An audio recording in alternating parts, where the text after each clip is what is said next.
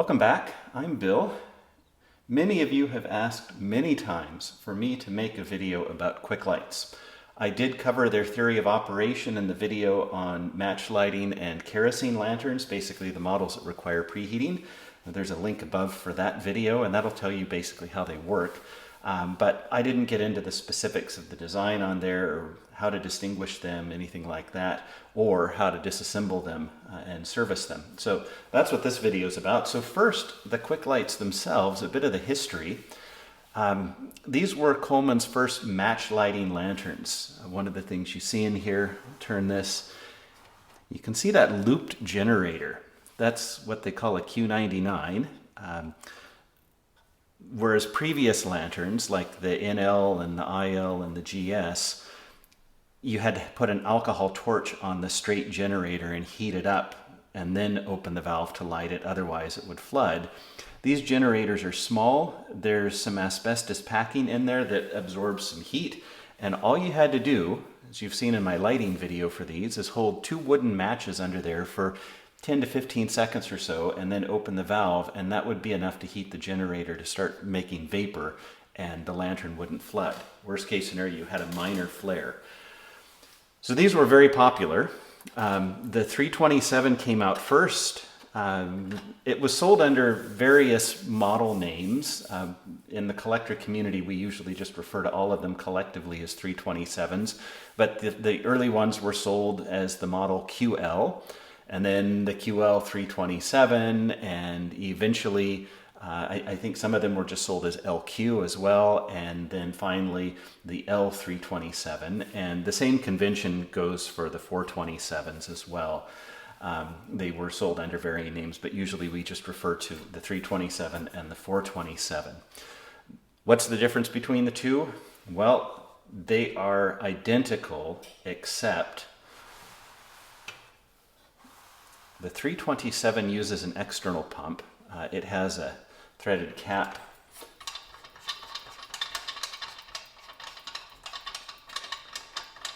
I've got a rubber gasket on here because it's easier, but these have, if you see in my fuel cap video, these have a lead seal, so you actually have to cinch these down with a wrench. And they have this little fitting. The check valve is inside here. This fitting allows you to put an external pump on, and you pump it up and then tighten this down to seal it. So 327s came out first in the US in 1917. In Canada, they were one of the first models introduced when the Toronto factory opened in 1921. In the US, I believe the Quicklite, or the 427s, were introduced in 1925. In Canada, they were introduced, I believe, in 1926, a year later. So the difference between them is that the 427 has a pump, just like you see on the regular lanterns. Put your thumb over it, pump it up. You pressurize the fount that way. So these are more convenient. This 427 is one of my favorite users, and one of the reasons I like it a lot.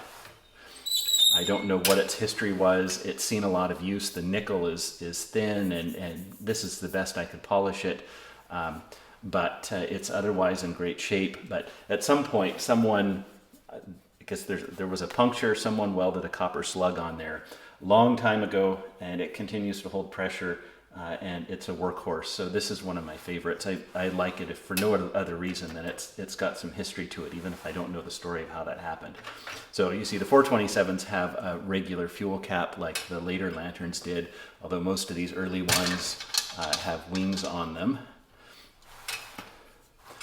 And there are in between, I shouldn't say really in between, but before the standard 427 came out, there was the LQ2 that came out in the US. It wasn't in Canada, but in the US it came out in 1924. Those are very desirable for collectors because they were only out for a year, part of a year, and they were the first 427, if you will. And I'll see if I can find a photo and throw it up there in the corner. But as opposed to the internal pump, they had a slightly longer than 2-inch half pump that projected into the fount, but about 2 and 1/8 inches projected out right here. And then when the first year or two of the actual 427, not the LQ2, but when the 427 came out, they did the same thing, but it's a longer pump. And those are desirable as well. They're not as uncommon, but they're desirable just because they're different and there are fewer of them around. They fairly quickly switched to the internal pump, which is the same thing you see on the slants and on the 220 and 228B and all of those. This is just like the later pumps, with the exception that the cap screws off and on, but that's not unique to the 427. That was on the early instant lights as well. There were also kerosene variants of these, like the 327 or 427K for kerosene. And throughout their lifespan, these were constantly evolving. The early ones are actually difficult to date, sometimes because in the US they weren't date stamped on the fount. The date stamp here is actually partially obscured by that slug. In the US, they had a date stamp starting in 1924. In Canada, I believe it was late 24 or 1925. This is dated November of 1927. Date stamps in the US are usually single digits, a single digit for the year on the left, and then a single or double digit for the month on the right. In Canada, you can see they sometimes use double digits for the year and then whatever they needed for the month. But before they started dating them, there wasn't much you can go on. Now, on American lanterns, when they have a fiber valve wheel, this is a later valve wheel as well, although it's period correct for this lantern. But on the fiber valve wheels in the US, starting in 1922, they had a little letter embossed on them. And they began with A in 1922 and ended with G in 1928. Those can offer some rough dating, so you know the year. We don't know how much bleed over there was from one year to another, but you can usually safely assume if it has an A, it was made in 1922. If it has a B, it was probably made in 1923, C, 1924, and so on. One of the problems with that, though, is that valve wheels, especially those early fiber valve wheels, this would have had one of those on it, they didn't hold up very well. They were often damaged, so people would often replace them. They were very easy to replace, and this is a later, like a 1930s or late 1920s valve wheel. Both of these are Canadian models. So this isn't a reliable way to date it. And you can see this thing, even though it's in really nice shape, the valve wheel clearly saw some heavy use. It's very beat up. So early ones, no stamping on the fount. I think in the US, in some of the earlier ones, they would stamp Quicklight or QL on the bottom of the fount. They did not do that in Canada.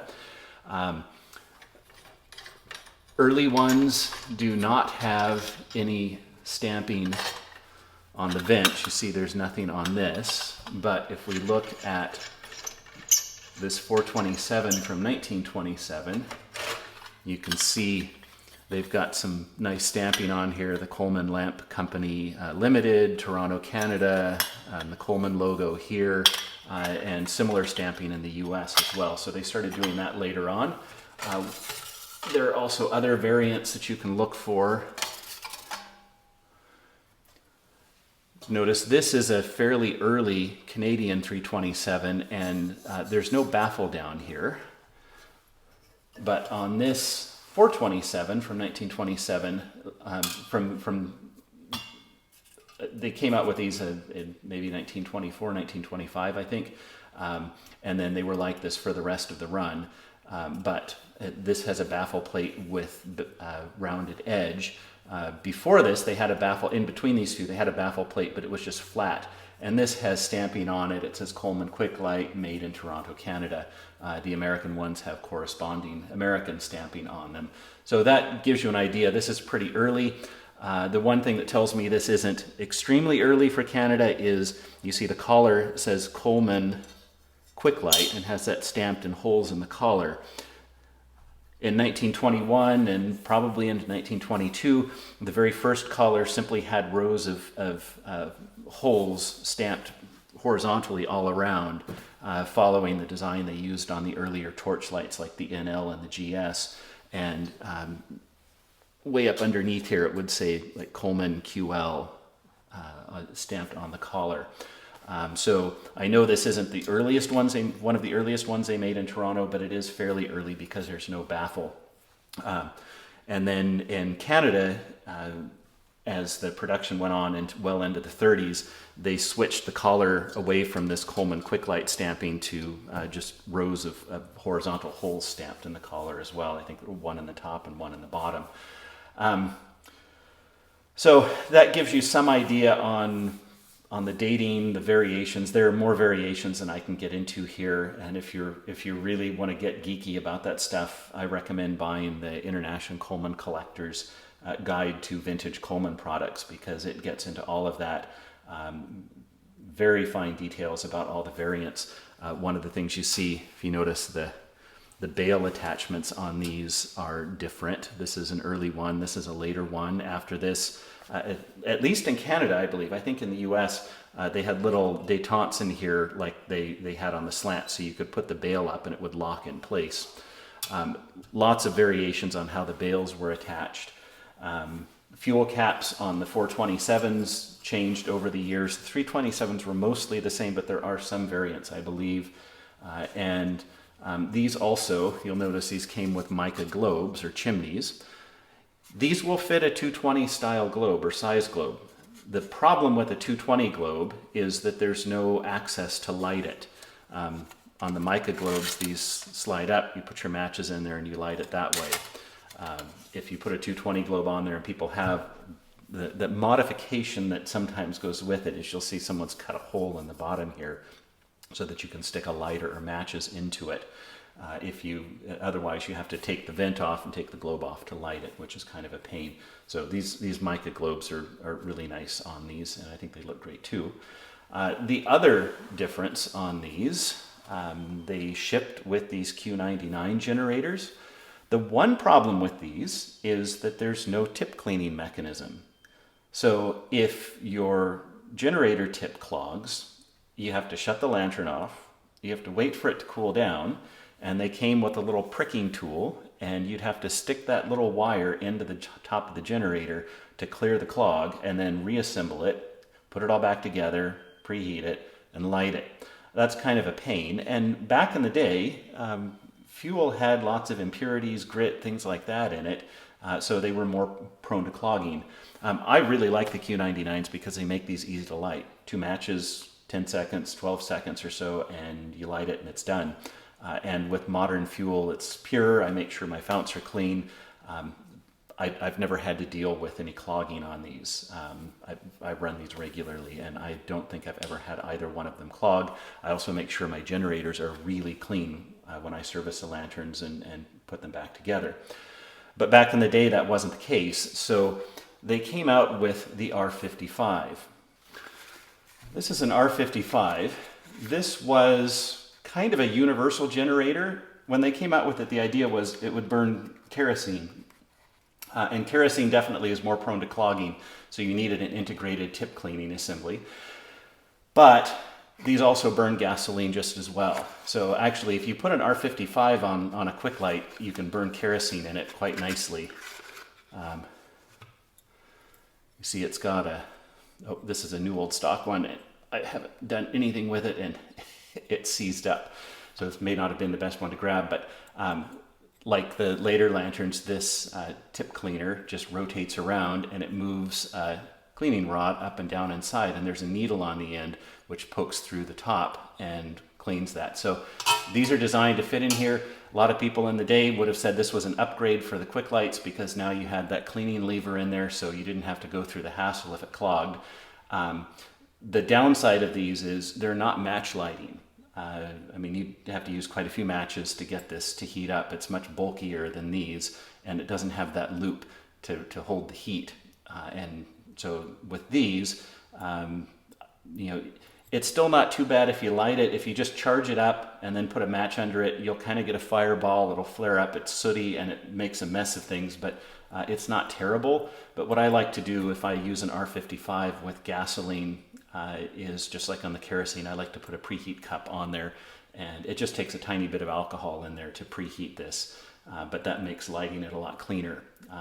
But I prefer the Q99s personally. But so you'll often find these in the Quicklites because people like them because they could clean the tip out more easily. The other thing to watch out for, sometimes you will find one of the older torch lighting lanterns like an NL or a GS that has been upgraded with a Quicklight burner. That was a common upgrade that could be done, and the lanterns otherwise are virtually identical to a 327.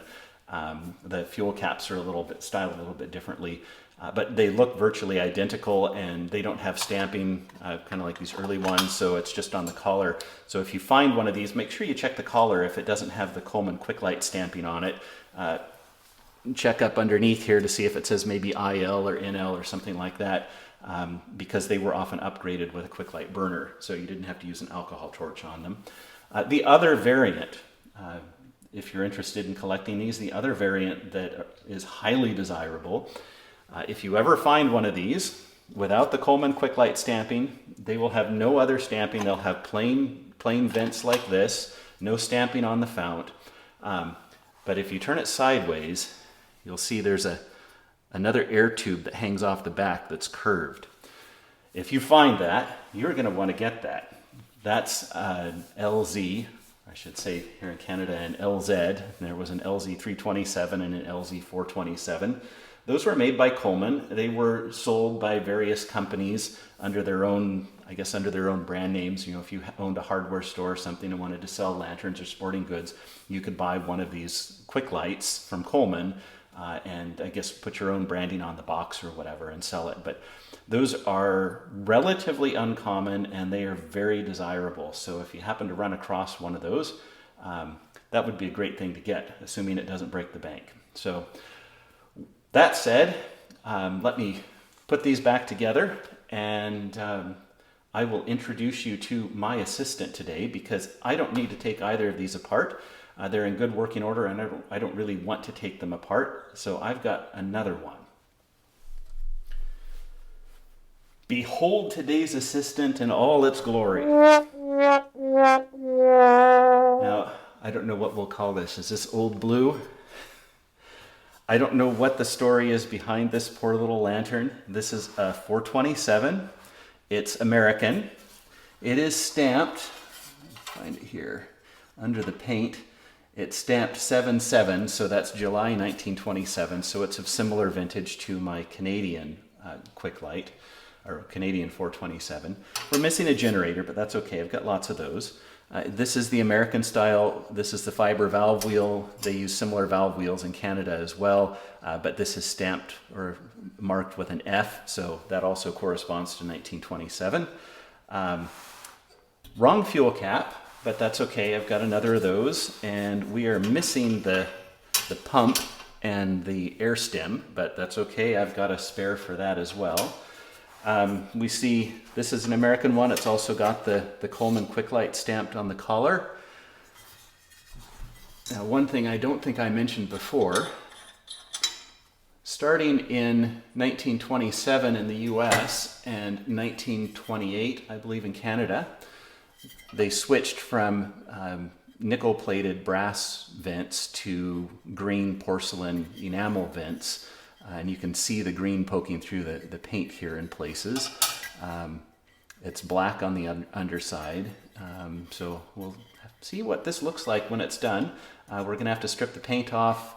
I expect the enamel's okay. There's some chips here and there, but it's not the worst vent I've ever seen. I don't know what the nickel's going to look like underneath this paint. It's possible that the paint has preserved it. It's possible it has not. And they didn't just paint the fount and the vent blue. Someone actually took this apart and they painted, it's hard to tell what parts are painted, but I think they painted everything gold. And it's not very thick, it's kind of worn off, so I'm hoping maybe our citric acid bath will take that off. But this is our assistant today, so let's get to taking this apart and I'll show you what a Quicklight looks like inside. Again, the pump just screws off, and I'll show you the pump when we go to put it back together. This has a standard check valve down in there, and although the 427 check valves are a little bit larger than the later ones, or at least I know in Canada they are, because I had to replace one once and the normal one didn't fit. So I've got a check valve tool. If you don't have a check valve tool, don't remove the check valves. You'll probably end up damaging them. There are things you can do to get them out, and like I discovered, they work. And you think, oh, that's great, they work, until they don't. And when they don't, they cause a real headache and you have to buy new parts. And that's no fun. So put this tool down here, and then we can just put a crescent wrench on there and go the other way.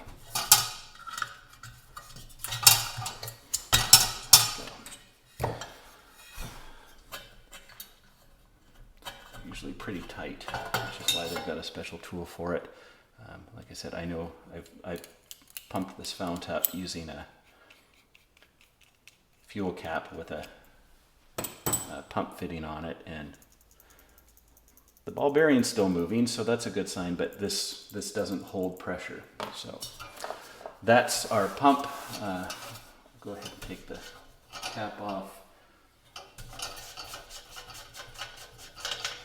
This is not the cap we'll use on here. This is a later one, although I think by the 30s, they made these in the U.S. I think the 327 was 1917 to 1933, and they made the 427 until the end of the 30s. In Canada, they actually made the 327 from the beginning in 1921 all the way up through 1943.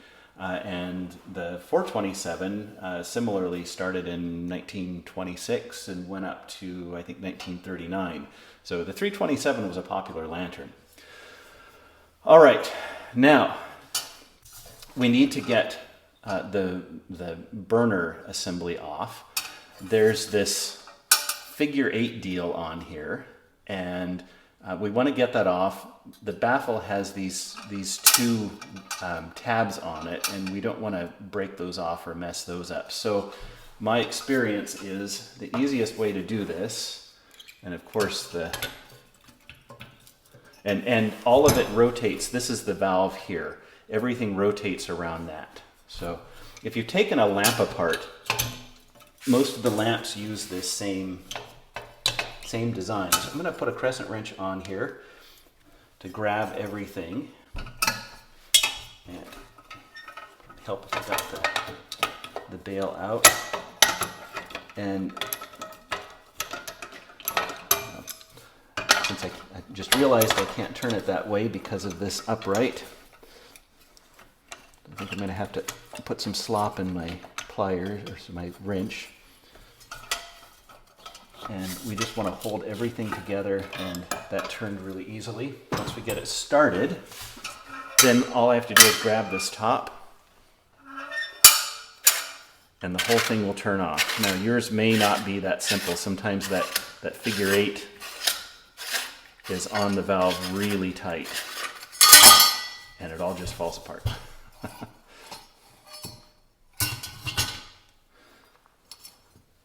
So this is a spacer that goes, so you can see, this is our burner assembly. We'll take that apart further in a second here.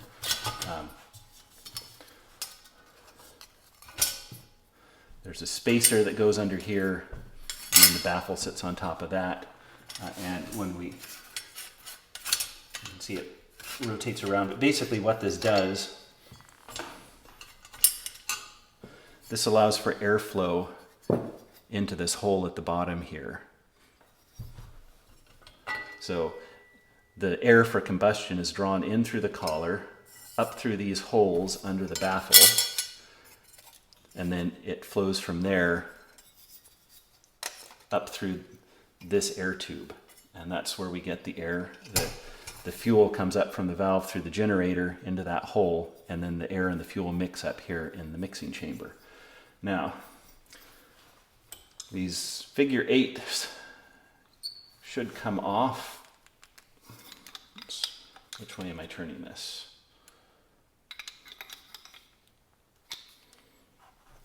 But sometimes they're really tight. This is actually the first American Quicklite I have taken apart. and I think I'm just going to leave it. It looks like this may be,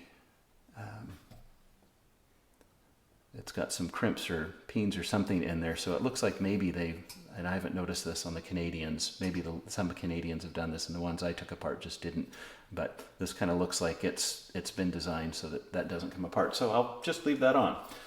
The burner tubes, these rattle just a little bit, so I think they'll come off fairly easily. I'm going to use some pliers with some tape on there so I don't scratch them, and yeah, they're...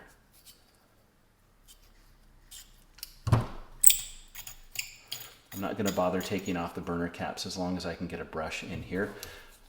The reason you want to take these things apart is because critters like to build nests up there, and they'll cut off your airflow.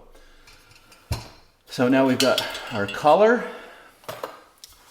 and our valve. Sometimes these are tight, sometimes they're not, but let's see. And that was easy. That was way easier than it should have been. If you can't get it off with a wrench, my suggestion is to put a socket on here, and if you need to, use an impact driver to get it off. And this, some of these valves you'll find have a fuel pickup tube on the bottom. On the 327s, usually it's just an open tube that's permanently attached to the valve. On 427s, they're a little more complicated because the pump goes straight underneath there. So they have an angled fuel pickup on the bottom there. Sometimes these come out, sometimes they're part of the fount. And this looks like it might come out, but I'm going... Right. Usually if the pickup tube is removable, if you stick something like this down in there, you can grab it, it kind of sticks, but if you wiggle it, it'll come loose and then you can just pull it out. But there is no wiggle on this at all. And I'm looking down there. Actually, I think I see solder or something. So I don't think this one's going to be removable. If they are removable, again, you can stick something in here, work it free, and then just pull it out. So that's as far as this is going to come apart. Let's look at our valve now. This is 7/16. Yep. This is brass.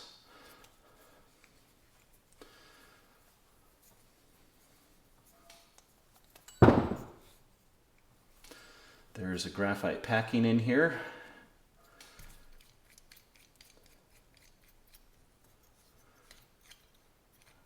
There's part of it. So I'm just going to leave this the way it is. We can clean this up well enough. The graphite packing looks like it's in good shape, so I don't think we need to replace it. We'll see when we put this back together, tighten it, and make sure it doesn't leak. And so the first thing we need to do is get rid of this paint. So when we come back, that'll be the next step. So stripping paint. I've done a little bit of experimentation here. I've got some paint stripper. This is the good stuff that actually removes the paint quickly, but I've got very little left, so I'm trying to save that and see if there's something else I can do. So I've got some oven cleaner. It's the fume-free kind. I don't think that's going to work very well on stripping paint.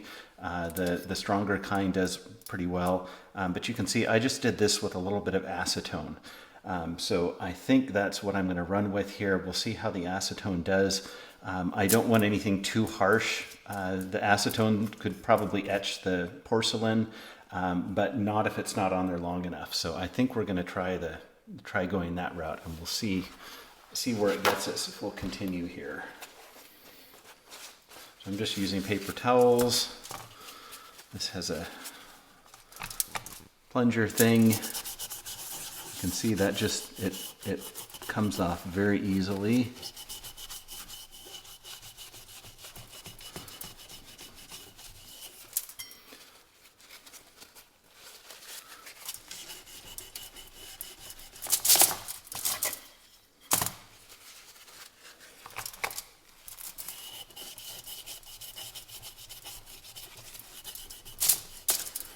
It doesn't seem to take very much. I would have, if this were in the regular like fingernail polish remover bottle, I probably would have dumped it out on a paper towel and used way more than I actually needed. So this thing seems to meter it out pretty well, and it seems to work.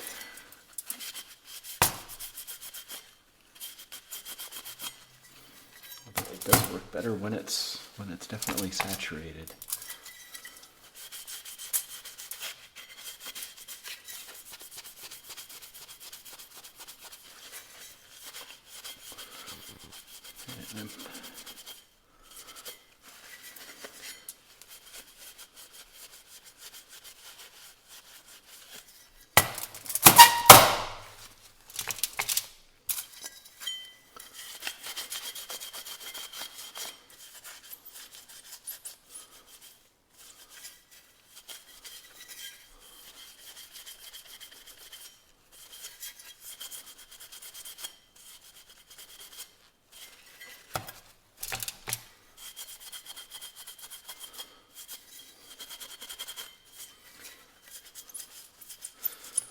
Now, if I left this paint on here and put this on the lantern, the irony is it would burn off, but it wouldn't burn off. It would just, or I should say it would just burn, and then it would be stuck on there forever.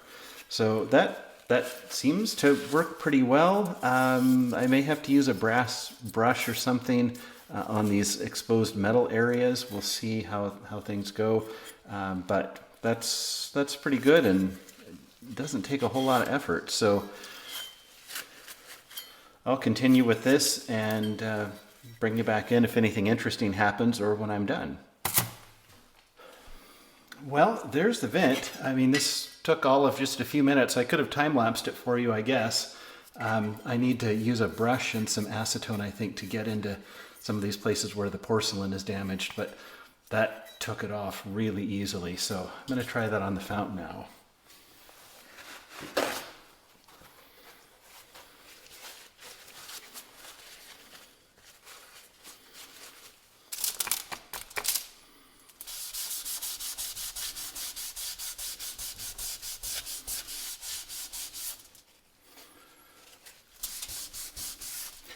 I think the problem I'm going to encounter here, let me turn that around so you can see better. I think the issue here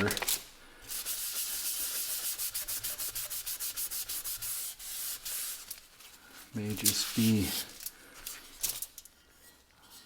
I think the fount's just crusty, which makes me wonder if putting this in citric acid, which itself, I believe, can strip paint. It's just not very good at it and not very fast.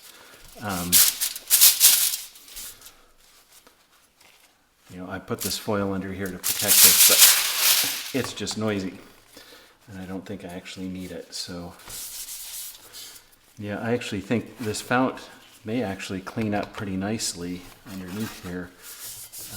This just looks like the usual old crusty nickel that cleans up with a good citric acid bath.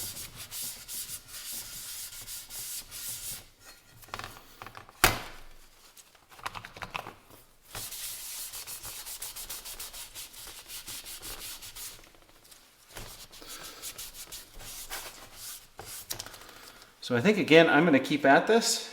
I'll put you on hold there and bring you back when I'm done.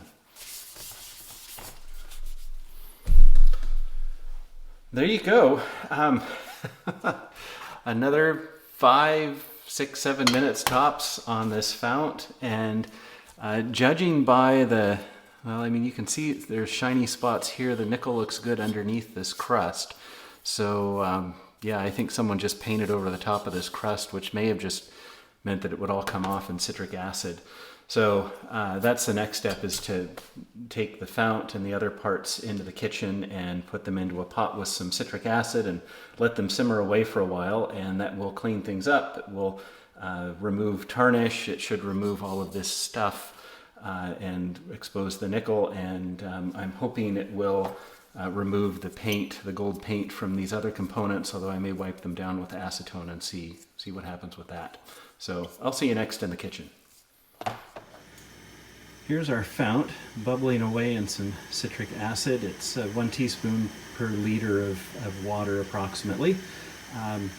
If it looks a little dark, that's because I used the citric acid yesterday for an Akron 103 project I've been working on, and let it sit overnight, and it tends to turn a really dark yellow when you let it sit. It still works just as well, and since this thing's so crusty, I don't care how dirty it gets. So we'll let this rattle away in here for 20 minutes or so, see how it goes. Hopefully all that crust will start to dissolve pretty quickly here. We've got our burner frame waiting back there that'll go in when that's done. And then we've got a smaller pan here with the smaller parts. I'm hoping that gold paint will be taken off by the citric acid. And you'll see I've got the valve wheel out. These are a fiber valve wheel. I don't want that submersed in the citric acid for very long because it'll start to soak it up and maybe laminate. So when this is done, I'll meet you back at the sink and we'll wipe everything down with steel wool and hopefully have some paint that's been removed and some patina gone. See you in a bit. So I took our fount out of the citric acid. You can see that patina, actually it just kind of turns black and rubs off. So I'm pretty confident here that blue paint wasn't any kind of travesty covering up some really nice nickel. You never know when you get out to the buffing wheel, who knows, but you can see how yellow this is. Usually that's a sign that the nickel is very thin, and just polishing it, we may end up burning through to some brass, but we'll see. This lantern wasn't anything special. I got a good deal on it because it had been painted and everything, and it was mainly for the purposes of doing this video. So I don't know if this nickel's in really rough shape. I may actually paint it green or something like that just for fun. But let's see what happens when we rub it with some steel wool. I'm using some 4/0 steel wool, and I'm just lightly rubbing.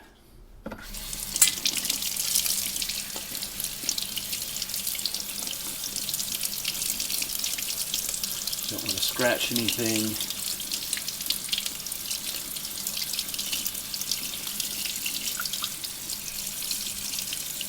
Just a little bit of blue paint around there when you have to get the acetone out and clean that up.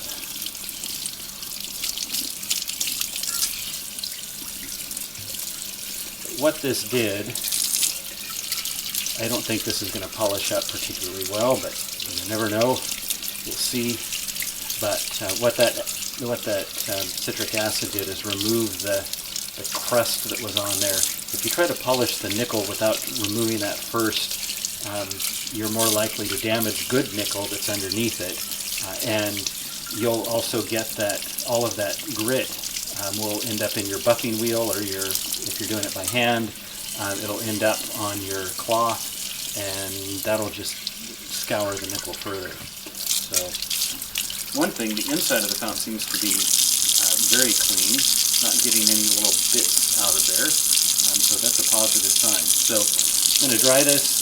To dry the inside of the fount, I will put some methyl hydrate or denatured alcohol in there and swish it around and dump it out. The alcohol will absorb the water. So see when we're ready to use some steel wool on the other part. So I've removed these pieces from the citric acid. I think most of the gold paint has come off. What hasn't, the polishing wheel will probably remove without any trouble. I just don't want that clogging up the wheel more than it needs to. So I'm going to rinse these in water to get the citric acid off and use this 4/0 fine steel wool.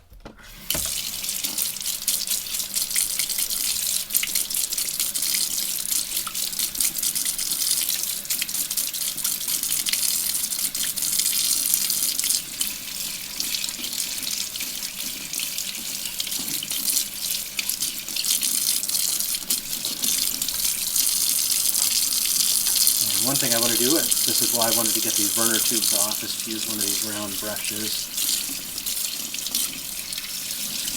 just to clean inside. See all the stuff that comes out of that.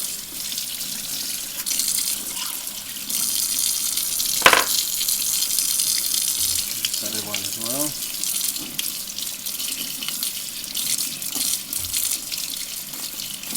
See all the brown carbon and other dirt that comes out of that.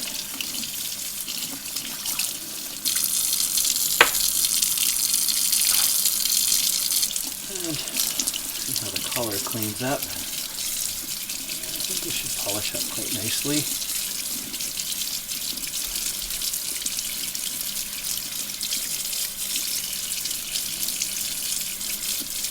the buffing wheel on this to finish it. Even now, that looks pretty nice.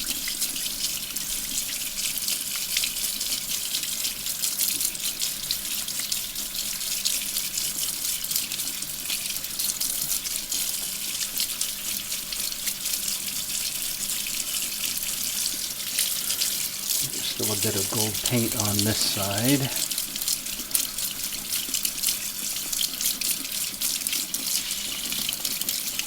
But again, that's coming off, and I think the buffing wheel will take care of the rest of it.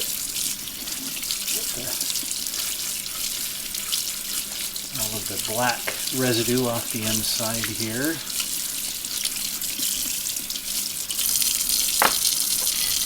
And here's our valve. That cleaned up pretty nicely. This also had blue paint on it.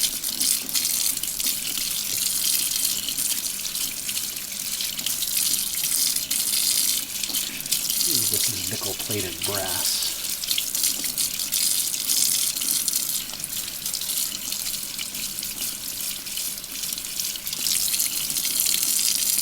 And I'm going to use some steel wool. You can see there's gold paint on the surface of the fiber wheel. Let me get that off.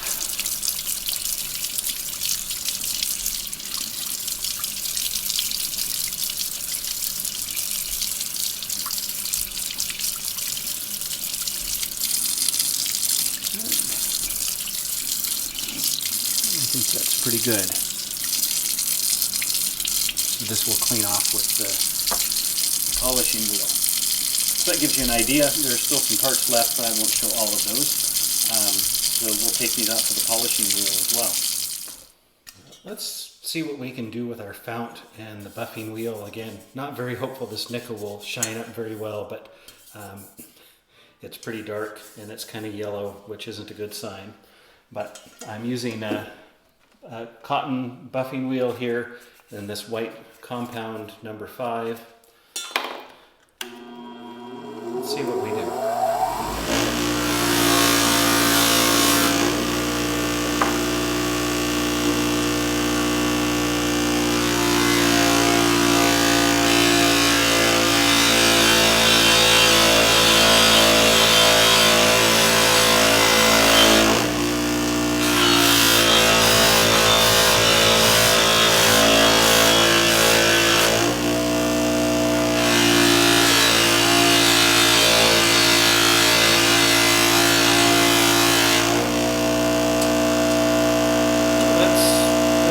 Better than I expected, I suppose. Let's keep going and see what happens.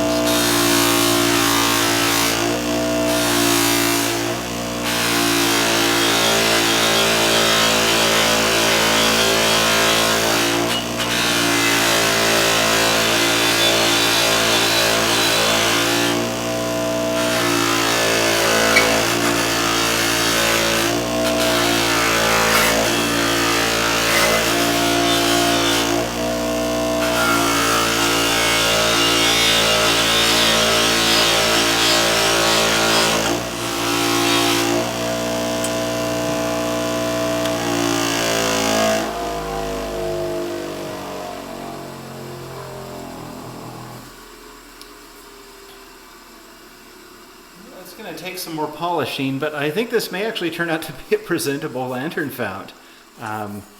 It's taken off this surface, and there's actually looking to be some decent nickel underneath. So I'm going to keep polishing, and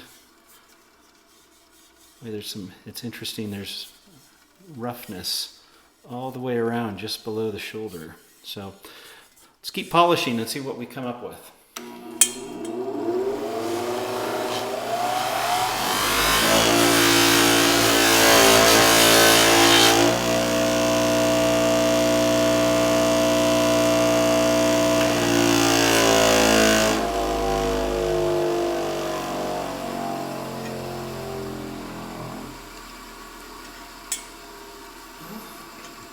I'm going to clean that up and we'll see what we've got. All right, the fount's polished. Let's get a start on some of these other pieces.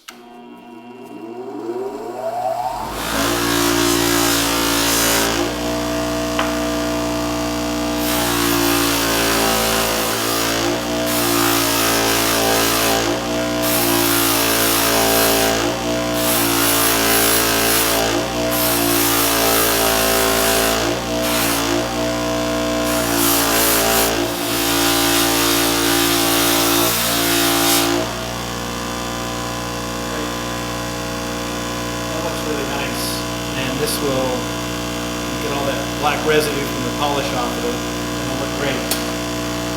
Now, how about this burner, this air tube and burner manifold? Let's see what we can do with this.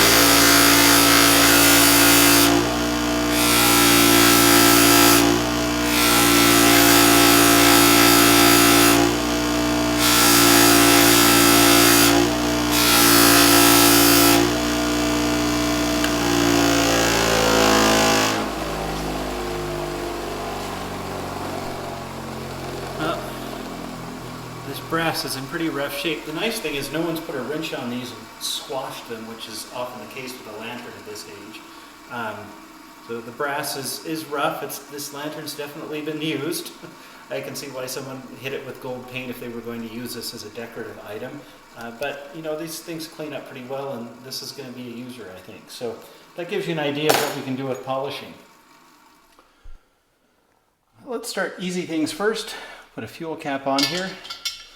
This had the incorrect fuel cap when I got it. This is a Canadian one. I think it may be a little different than the American ones, which may be knurled on the outside, but there were so many variations over the year, I'm not sure. So fuel cap, I've also got another spare pump here. This was missing the pump. And these threads were a little bit banged up. They have some, oh, it's threading on nicely. All right. Standing in there. Good. There we go. Now, we'll put the valve in. Put the valve together first. So I polished the tip here just in case it's dirty and not wanting to seal, but it seemed to be all right before. And that is a 7/16.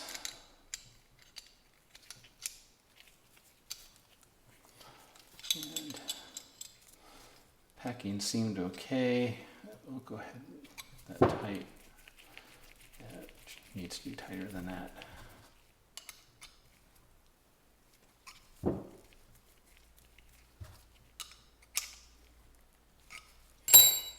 That feels good. Now remember that pickup tube is soldered into the fount, so that didn't come out. So we'll just put the valve in and it will seat, sorry, this way. And it'll seat in there. I'm going to put some thread locker on here. Clocking on these seems to be all over the map. Sometimes you'll find them with weird clocking.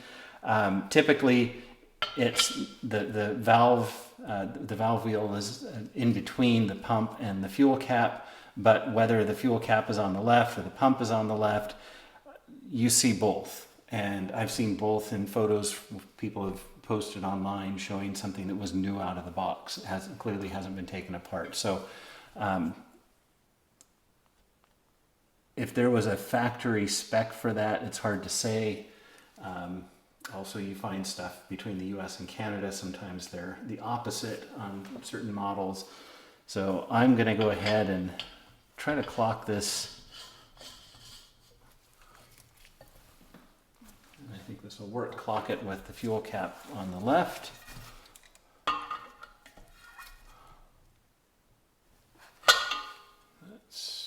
That's just right.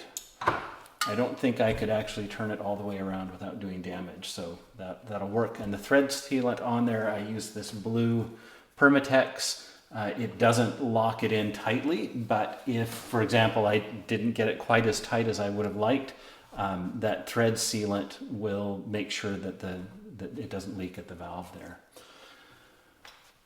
Put our collar on. That cleaned up quite nicely. And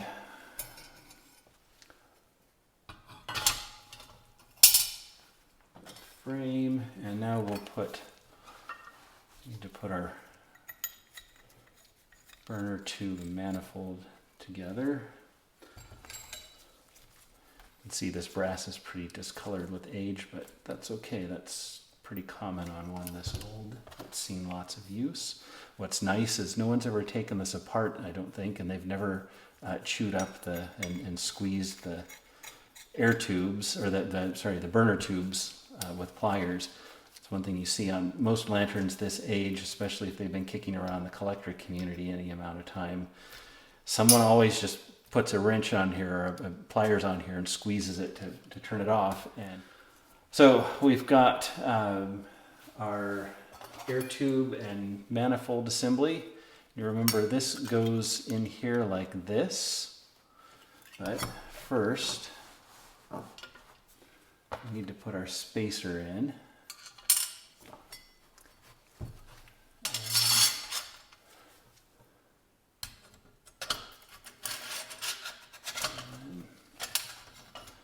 Getting started, we need to turn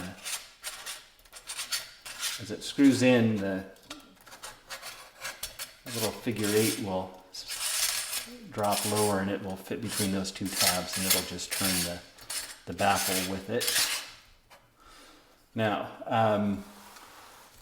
Quicklites have this little cutout, and if you look at the LQ2, the sort of the precursor to the 420 or 427, this cutout is above the pump, and that's the one with the half pump that sticks out, and this is so that the pump clears the bottom of the frame.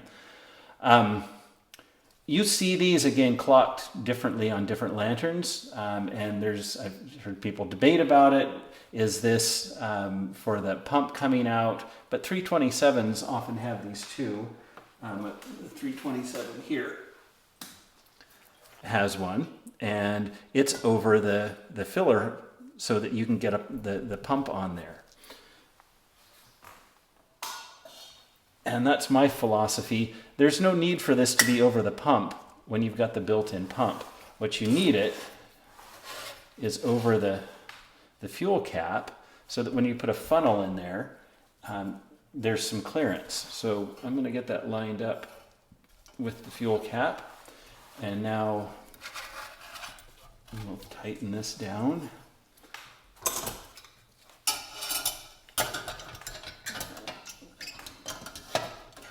Pliers the extra bit. It's maybe easier said than done.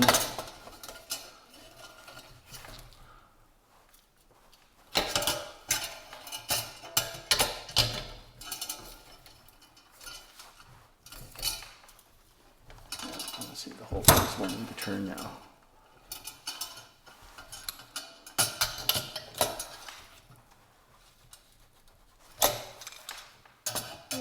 Get in the back there. It's always a little bit awkward. But what I'd like to do is get it lined up so that the figure 8 is facing the valve knob.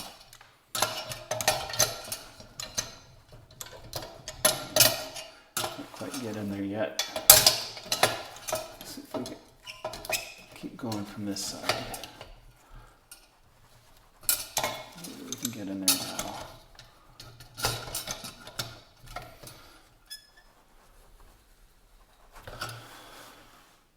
Almost.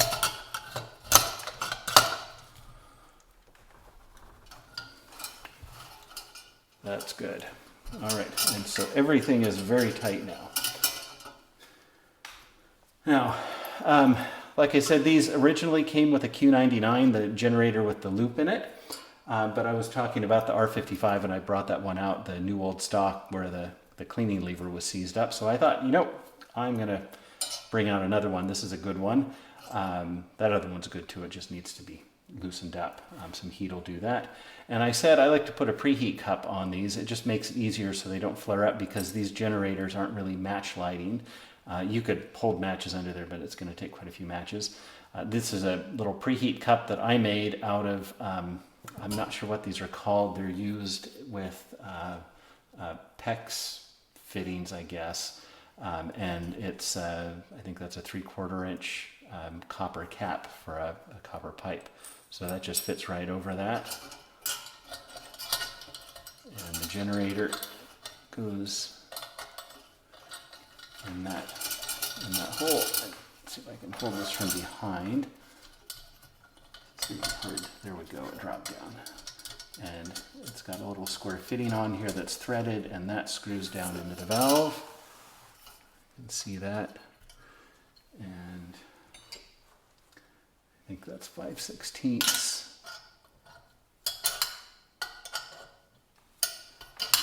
Tighten it up. Make sure the cleaning lever is sticking out toward the front so I can access it through the lighting door. Sometimes you have to hold that while you tighten it.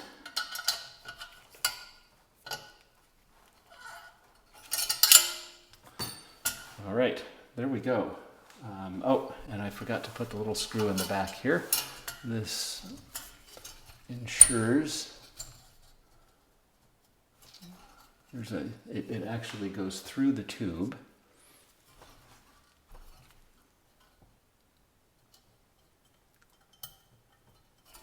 Not the easiest thing to do with gloves on.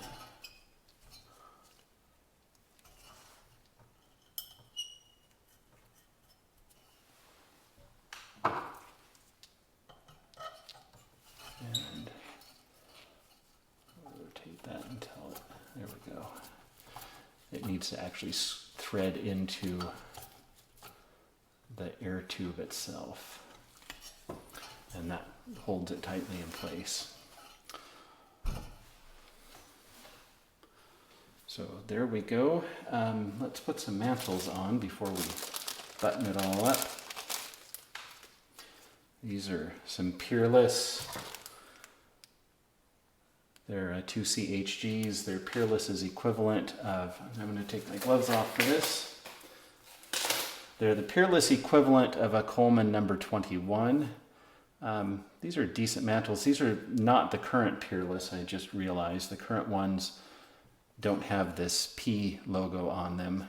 I think these are the ones made in the Philippines a few years ago, whereas now I think they're being made in India, and they're still better quality than the current Colemans, but they're not quite the same as these older ones that were made in the Philippines.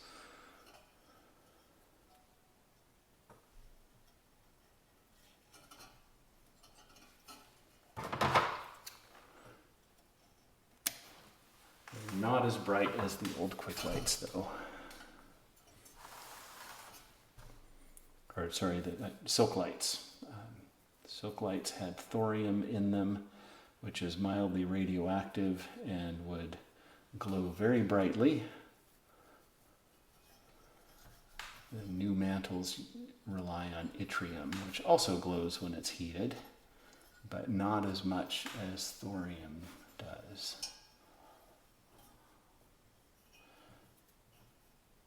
Just a tip. These are easier to put on if you put the first, tie a double knot in these, and I tie a knot, the first in them loosely before I put it on, and then the second once it's on there. And always cut your strings off, don't leave them hanging, because inevitably they always seem, when they burn, that one of them will curl down and poke a hole in the side of the mantle. Very frustrating.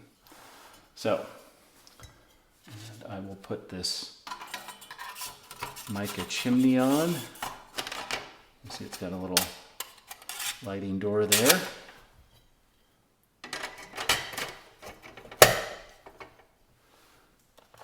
And our vent nut, that's not an original vent nut, this is a pretty modern one, but it gets the job done. So there we have it, all put together. I need to, through the magic of editing, cut, and when I come back, this will be filled with fuel and I will have the mantles burned in. All right, we're ready to light it up. Let's put some pressure in it first.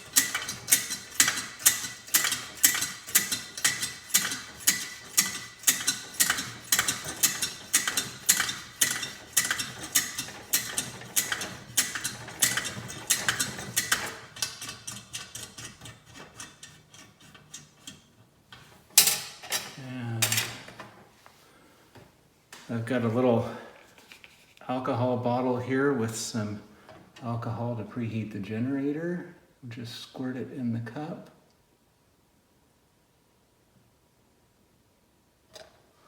That's probably more than we need. It takes quite a bit to heat a kerosene generator, but very little to heat a gasoline. Oops. Put a match to it. I'm burning methyl hydrate in the spirit cup. You can see maybe through the mantle there.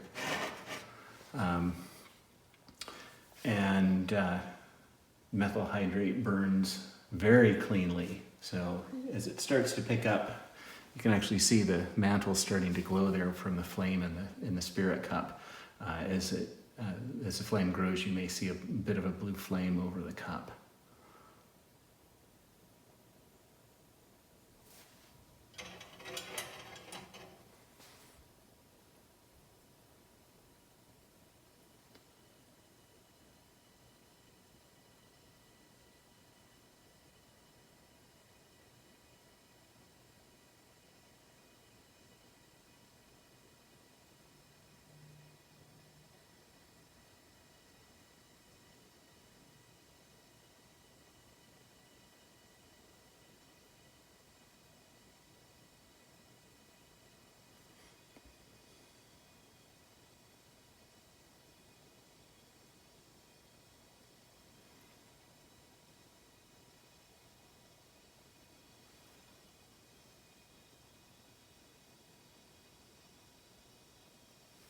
That should be good. We'll just open the valve.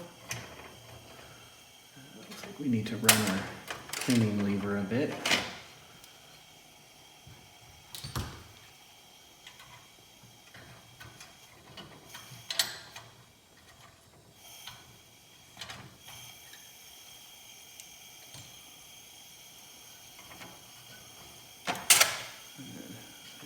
Add a little more pressure to it.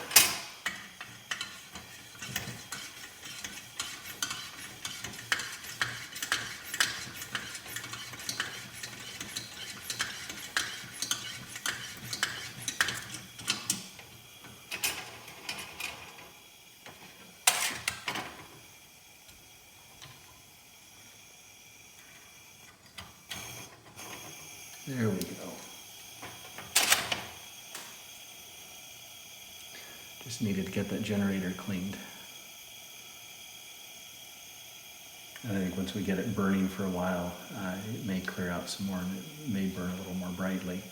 But I'm used to putting soak lights on these and they're quite a bit brighter than the Peerless, but the Peerless aren't bad. Let me turn the lights out.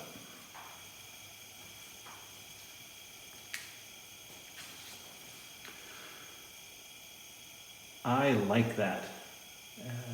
Wonderful change from that blue and gold lantern. Looked like someone maybe had it as a mantle decoration or a centerpiece or something like that. This can easily be a workhorse again. And it sips fuel. Very efficient. Thanks for watching. See you next time.